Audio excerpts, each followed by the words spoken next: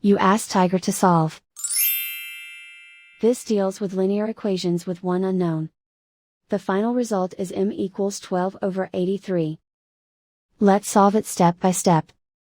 Simplify the expression. Group the coefficients. Find the lowest common denominator. Multiply the denominators. Multiply the numerators. Combine the fractions. Combine the numerators.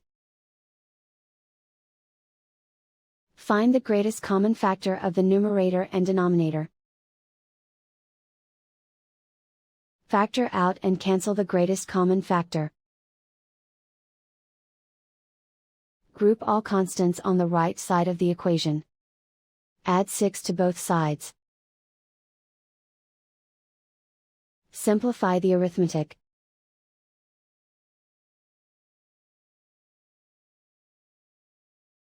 Isolate the m. Multiply both sides by inverse fraction 2/83.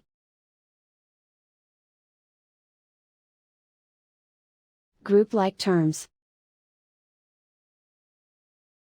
Multiply the coefficients. Simplify the fraction. Multiply the fractions. Simplify the arithmetic. And so the final result is m equals 12/83.